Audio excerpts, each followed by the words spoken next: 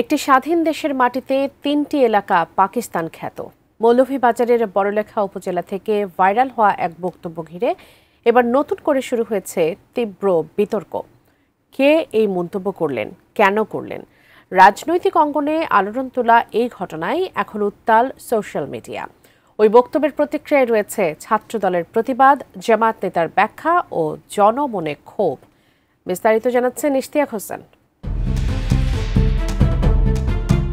মৌলভীবাজারের বড়লেখা উপজেলায় পাকিস্তান খ্যাত ৩টি ইউনিয়ন নিয়ে মন্তব্য ঘিরে শুরু হয়েছে তীব্র বিতর্ক ও প্রতিক্রিয়া।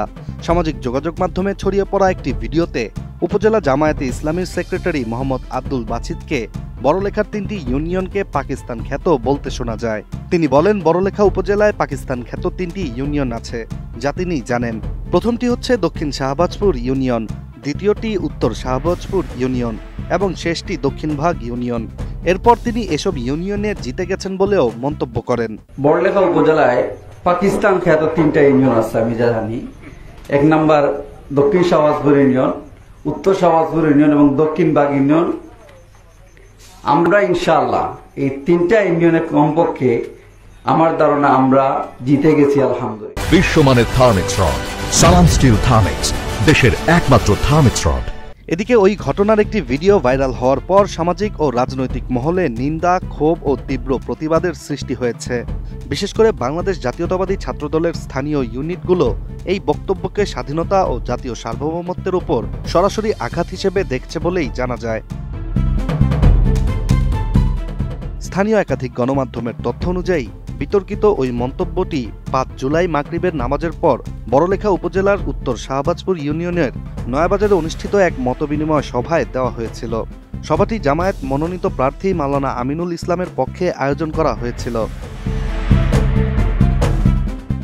বক্তব্যদাতা আব্দুল বাছিদ পরবর্তীতে একাধিক গণমাধ্যমকে জানান, তার ওই বক্তব্যটি অনেক দীর্ঘ ছিল, কিন্তু কেউ একজন ২৭ সেকেন্ডের একটি অংশ কেটে তা সামাজিক যোগাযোগ মাধ্যমে ছড়িয়ে দিয়েছেন।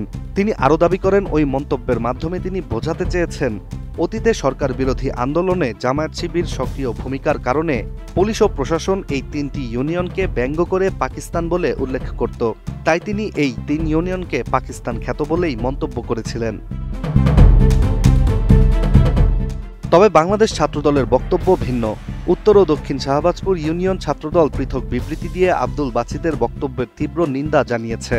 তারা এটিকে শুধু রাজনৈতিক বক্তব্য নয়, বরং দেশের স্বাধীনতা, সার্বভৌমত্ব এবং মুক্তিযুদ্ধের চেতনাকে অবমাননা করা হয়েছে বলে অভিযোগ করেন।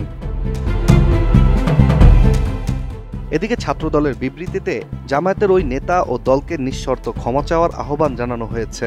সেই সঙ্গে রাষ্ট্রের প্রতি দাবি জানানো হয়েছে স্বাধীনতা ও সার্বভৌমত্বকে অস্বীকার করে এমন মন্তব্যের জন্য দায়ীদের বিরুদ্ধে কঠোর আইনি ব্যবস্থা নেয়ার।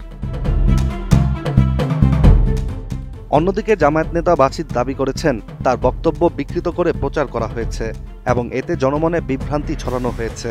তিনি বলেন, বাংলাদেশ কখনোই পাকিস্তান নয়, তিনি একটি স্বাধীন রাষ্ট্রের নাগরিক। তার বক্তব্যকে কেউ যেন ভুল না বুঝেন।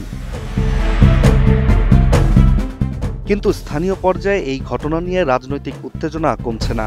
মুক্তিযোদ্ধা পরিবারের অনেকেই এই বক্তব্যকে অপমানজনক বলে মন্তব্য করেছেন। সাধারণ মানুষের মধ্যেও ক্ষোভ ও প্রশ্ন উঠছে, একটি স্বাধীন দেশে এমন মন্তব্য কিভাবে করা সম্ভব? এছাড়া এই ঘটনার প্রভাব সামনের নির্বাচনী মাঠেও পড়তে পারে বলে মনে করছেন বিশ্লেষকরা। Ishtiaq Hossain, ATN news.